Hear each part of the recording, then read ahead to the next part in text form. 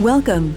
This webinar includes valuable information for employers and employees about how to complete Form I-9, Employment Eligibility Verification.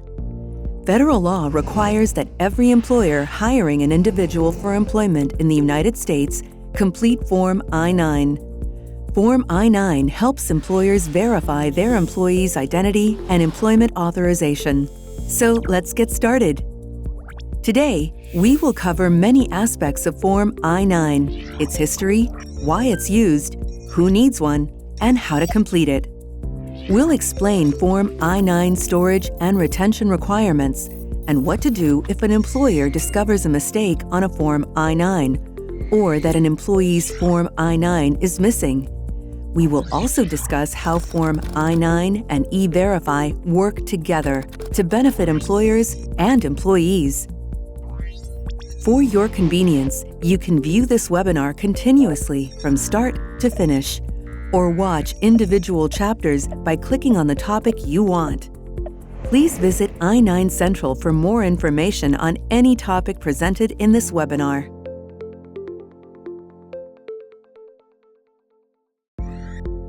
Form I-9 was created as a result of the Immigration Reform and Control Act, also known as IRCA, passed by Congress in 1986. This legislation was passed to control and deter illegal immigration to the United States. IRCA places requirements on employers. Employers must not hire or employ workers who are not authorized to work in the United States. Employers must not continue to employ an individual knowing that he or she is unauthorized to work. Employers are also required to verify the identity and employment authorization of employees, including U.S. citizens, on Form I-9. All U.S. employers must have a Form I-9 on file for all current employees hired after November 6, 1986.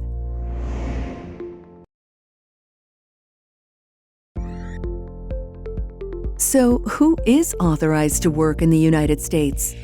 IRCA establishes 4 categories of individuals who may legally work in the United States.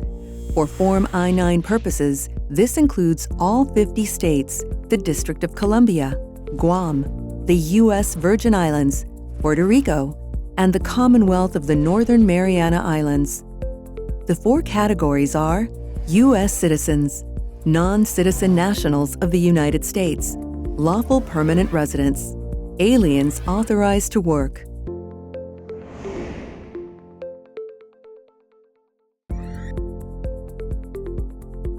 In this chapter, we will explain how the anti-discrimination provisions of the Immigration and Nationality Act protect employees.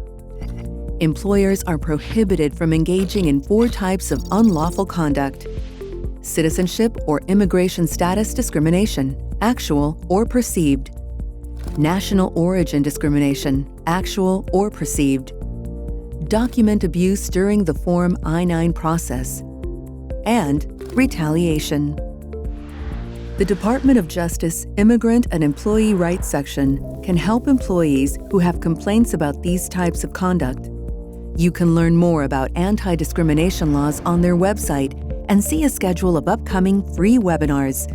For more information, visit www.justice.gov, email ier@usdoj.gov, or call the Immigrant and Employee Rights Employer Hotline at 1-800-255-8155.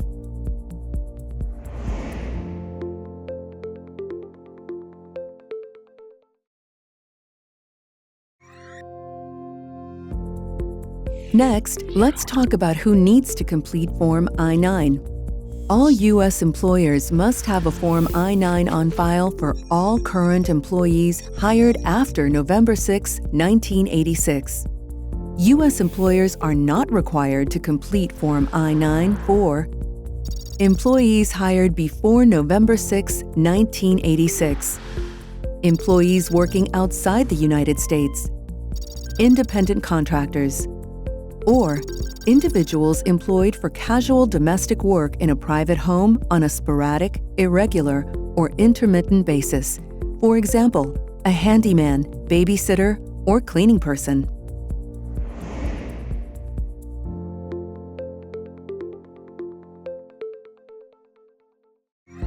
Now, we'll discuss how employees must complete Section 1 of the form. Employers must use the most current version of the form, which may be completed on a computer or on paper. Employers must ensure that employees have access to the form instructions and lists of acceptable documents either by providing employees with printed copies or ensuring employees have access to them online. Section 1 is completed by each new employee on or before his or her first day of employment. Employees must provide their name, other last names used, address, and date of birth. Employees only need to provide their Social Security number if their employer participates in EVerify. In the optional fields for email address and phone number, employees must enter NA if they choose not to provide that information. However, if the employer uses EVerify, employees who enter their email address will receive an email notification if EVerify indicates that further action is required on their EVerify case. Employees then select whether they are a U.S. citizen, a non-citizen national, a lawful permanent resident, or an alien authorized to work in the United States. If they select an alien authorized to work, they should also include the date their employment authorization ends, if applicable. Employees who check Alien Authorized to Work must enter either their alien number or their Form I-94 admission number or their foreign passport number in the fields provided. Employees who enter a foreign passport number must enter the country that issued the passport. Employees can have a preparer or translator help them complete Section 1. Employees who do not use a preparer or translator must check the first box in the Preparer-Translator Certification section. Otherwise, preparers and translators must check the second box and complete the certification areas provided. Even if a preparer or translator signs this certification, the employee must still sign his or her name in Section 1. Although the employee completes Section 1, employers are responsible for ensuring it was completed properly. To avoid common errors, the employer must make sure the employee completed Section 1 by the first day of work for pay, printed his or her name, other last names used, such as a maiden name, address, and a date of birth, provided an A number or USCIS number if he or she selected a lawful permanent resident, provided an A number or USCIS number, Form I-94 admission number, or foreign passport information if he or she selected an alien authorized to work, did not check more than one citizenship or immigration status, and signed and dated the form. Completing Form I-9 on a computer may help you avoid some of these errors. The next chapter will show you how to complete Section 1 using a computer.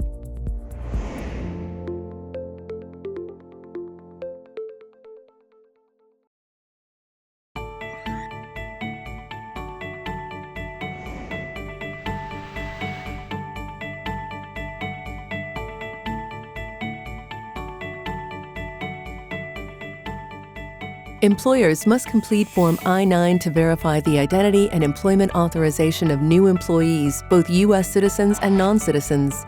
Employees complete Section 1 and employers complete Sections 2 and 3. This video shows how employees fill out Section 1 when using a computer to complete a Form I-9 obtained from the USCIS website.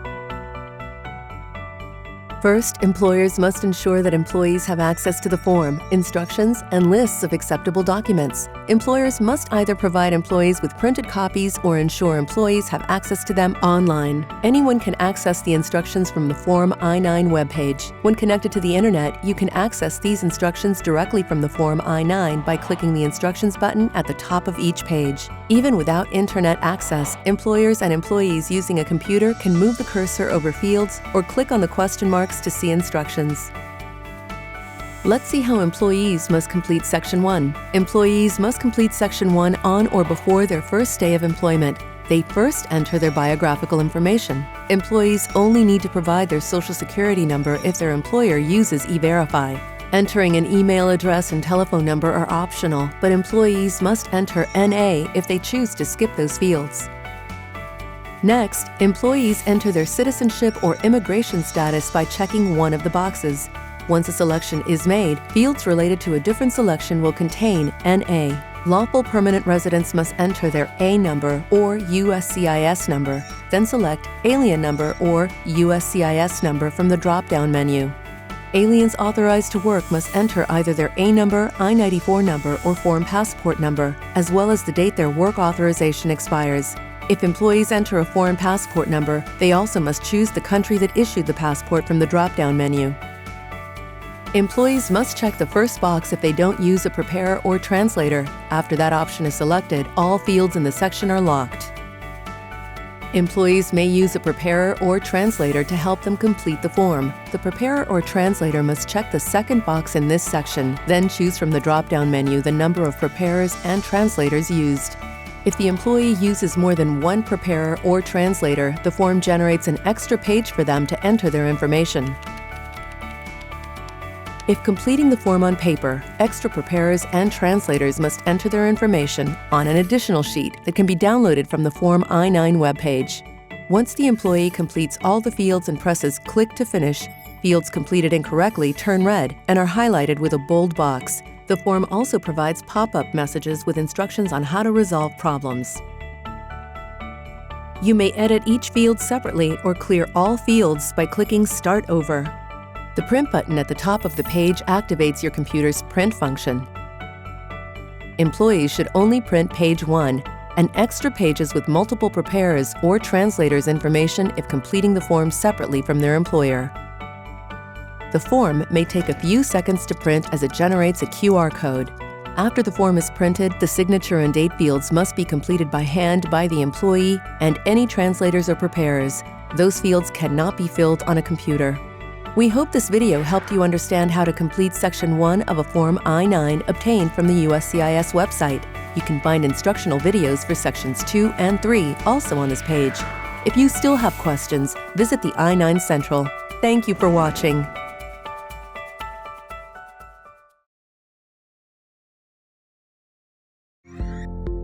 Now, we'll discuss how employers must complete Section 2 of the form. At the top of page 2, employers must enter the employee's name and the citizenship immigration status box the employee chose in Section 1, in case the pages are separated. Employers or their authorized representatives must complete Section 2 no later than 3 business days after a newly hired employee's first day of employment. For example, if a new employee starts work on a Monday, Form I-9 must be completed by Thursday. If an employee will work fewer than 3 days, employers must complete Section 2 on the employee's first day of employment. In this section, employers verify and record the List A, or List B and List C documents the employee presented to establish identity and employment authorization. List A documents establish both identity and employment authorization. List B documents establish just identity, and List C documents establish just employment authorization.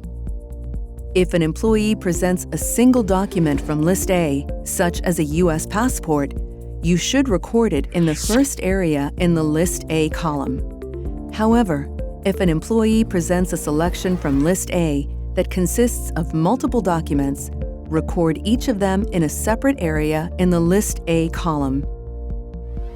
List B and C documents must always be presented together. Refer to the form instructions for more information on accepting and entering acceptable documents. Although not required, the U.S. Immigration and Customs Enforcement, the agency that enforces I-9 requirements, recommends that employers choose to keep copies of documents employees present when completing Form I-9. However, employers who choose to photocopy documents must do so for all employees, regardless of their national origin or immigration or citizenship status. Employers who use EVerify must photocopy documents. In addition, If an employee presents an employment authorization document, Form I-766, Permanent Resident Card, Form I-551, U.S. Passport, and U.S. Passport Card, EVerify employers must make a photocopy and keep it on file with Form I-9. The additional information field provides space to add notations to Form I-9 as necessary. For more information, see page 11 of the form instructions. In the certification field, employers enter the employee's first day of employment. Then, employers enter their information in the remaining fields. Authorized representatives must enter their own name and title, then the employer's business information. Next, the employer or the authorized representative signs and dates the form to attest that they have examined the documents the employee presented. The person who examines the documents must be the same person who signs the form. Completing Form I-9 on a computer may help you enter this information more easily. However, after completing the form on the computer, remember to print and sign it. The next chapter will show you how to complete Section 2 using a computer.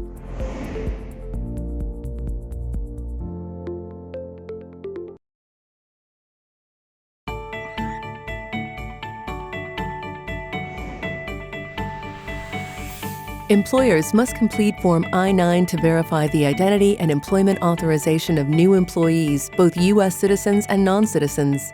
Employees complete Section 1 and employers complete Sections 2 and 3.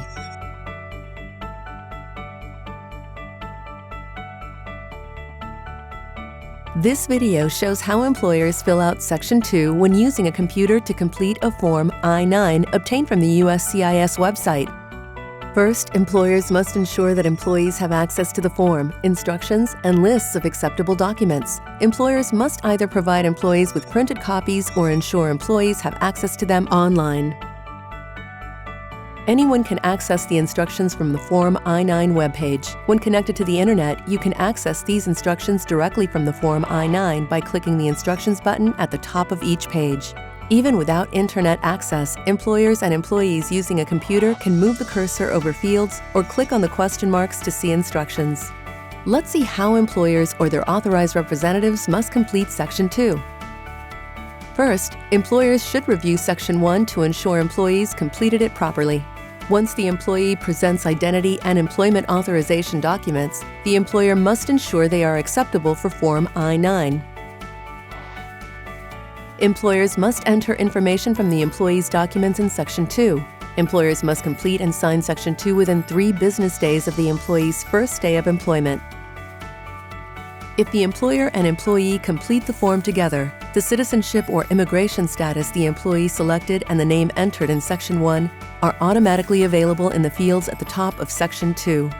If the employer and employee do not complete the form together, the employer must open a blank form, go to the top of Section 2, and enter the employee's name and the number next to the citizenship or immigration status box the employee checked in Section 1. Completing the citizenship and immigration status box activates the drop-down menus in the list A, B, and C columns. The columns relate to the citizenship or immigration status the employee checked in Section 1. For example, the employee checks box 1 in Section 1 and presents a U.S. passport. The employer selects 1 in the citizenship and immigration status in Section 2. When the employer clicks Document Title under List A, the employer can select the U.S. passport from the drop-down menu. Employers must always ensure that Section 1 and any extra pages generated for multiple preparers and translators are properly completed, printed, and signed. If an employee presents documents from List A, select the documents from the first drop-down list in the first column. Entering documents in the List A column automatically fills Lists B and C with NA. To reopen Lists B and C, choose NA from the first List A dropdown. If an employee presents List B and C documents, select the List B document from the first dropdown in the second column, and the List C document from the first dropdown in the third column. Entering documents in List B or C automatically fills List A with NA. To reopen List A, choose NA from the first List B dropdown. Employers must enter an issuing authority, document number, and expiration date for documents. If the document does not contain that information, enter NA. The form may automatically provide information for certain documents. The form also has a space to enter additional information. Check the form instructions for more information on this feature. Next, enter the employee's first day of employment. Authorized representatives completing these fields must enter their own name and title and fill in the employer's business name and address information. Once the employer or authorized representative completes all the fields and presses "Click to Finish," fields completed incorrectly turn red and are highlighted with a bold box. The form also provides pop-up messages with instructions on how to resolve problems. You may edit each field separately or clear all fields by clicking Start Over. The Print button at the top of the page activates your computer's print function. The form prints as 2 pages plus the lists of acceptable documents. The form may take a few seconds to print as it generates a QR code. The signature and date fields in Section 2 must be signed and dated by hand by the person who physically examined the employee's documents and completed Section 2. Those fields cannot be filled on a computer. We hope this video helped you understand how to complete Section 2 of a Form I-9 obtained from the USCIS website. You can find instructional videos for Sections 1 and 3 also on this page. If you still have questions, visit the I-9 Central. Thank you for watching.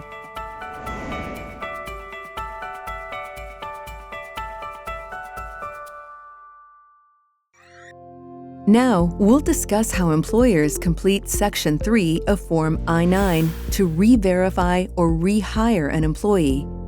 Employers must use Section 3 to re-verify an employee's work authorization if the employee presented an employment authorization document that contained an expiration date when it was originally verified. Employers should never re-verify U.S. citizens, non-citizen nationals, or lawful permanent residents who presented a permanent resident card, Form I-551. Also, employers should never re-verify List B documents.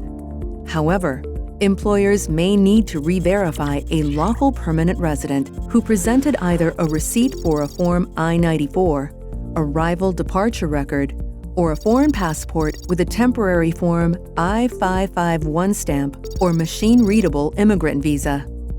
Employers may also use Section 3 to update name changes or when they rehire someone within 3 years of the date of initial completion of Form I-9.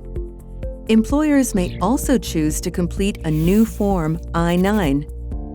Enter the employee's name at the top of page 2 in case the pages are separated. Completing Form I-9 on a computer may help you enter this information more easily.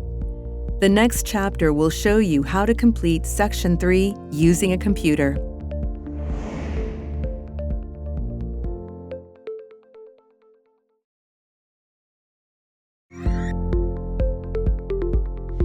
Next, we will explain the acceptable documents employees may present to establish identity and work authorization.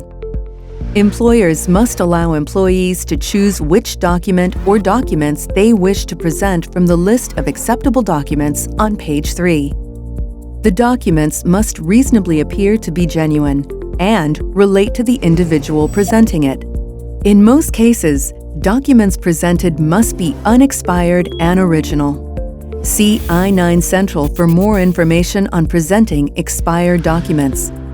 Except for certified copies of birth certificates, no photocopies are acceptable. In some cases, employees can present an acceptable receipt in place of an actual List A, List B, or List C document, including 1. A receipt showing that they have applied to replace a required document that has been lost, stolen, or damaged.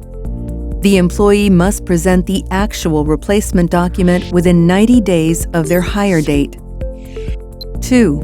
If the individual is a lawful permanent resident, the arrival portion of the Form I-94 or Form I-94A that includes an unexpired temporary I-551 stamp and his or her photo. This receipt is valid until the expiration date of the temporary I-551 stamp, or, if no expiration date, 1 year from date of issue. 3. The departure portion of Form I-94 or Form I-94A with a refugee admission stamp if the employee indicated he or she is an alien authorized to work. The employee must present an unexpired EAD, Form I-766, or a combination of a valid List B document and an unrestricted Social Security card within 90 days of their hire date. Employers may not accept a receipt that shows that an employee has applied for an initial employment authorization document.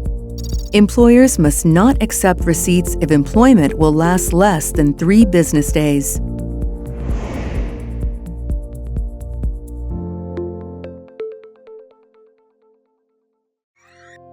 Once completed, employers will need to store all Forms I-9. They may be stored on-site, off-site, at a storage facility, or electronically. Employers must keep Forms I-9 and document copies together.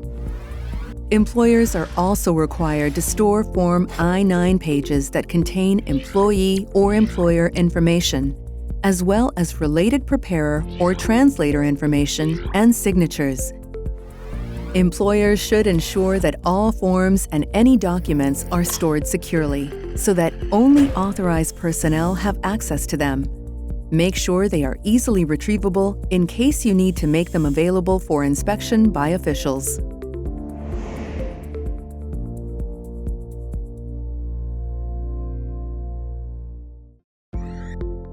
In this chapter, we'll cover requirements for retaining Form I-9. Employers must have a Form I-9 on file for all current employees. However, even after an employee leaves, the employer must retain the employee's Form I-9 for a certain period of time. Employers must continue to keep Forms I-9 for 3 years after the date of hire, or 1 year after the date employment terminated, whichever is later. Use this formula to calculate the retention date.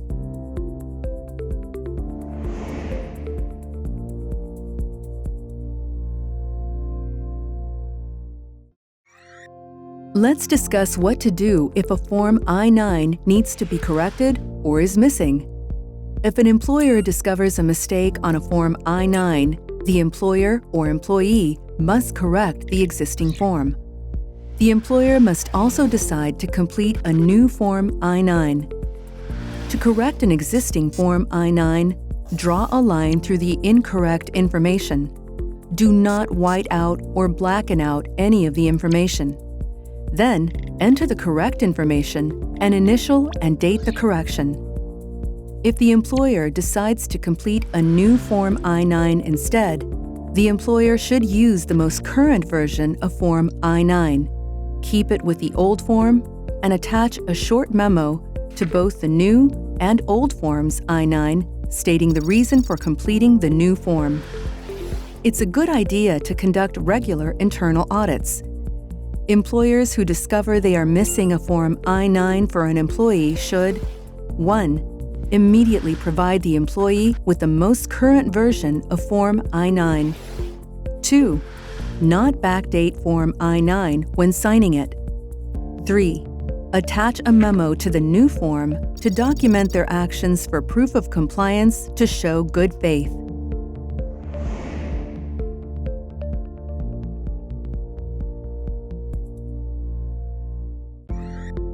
Using EVerify after completing Form I-9 lets employers take the employment verification process a step further to ensure they are hiring a legal workforce.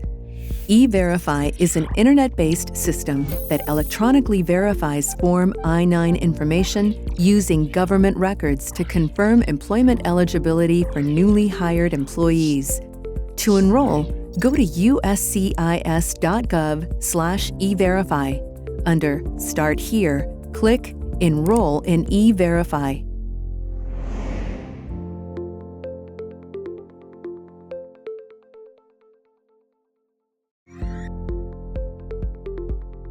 We've covered a lot of information. If you still have questions, please visit I-9 Central, a very helpful resource for completing Form I-9, available in English and Spanish. You can also email us at i9central@dhs.gov. And be sure to subscribe to our e-newsletter, the EVerify Connection, by emailing everifyoutreach@dhs.gov and typing "subscribe" in the subject line.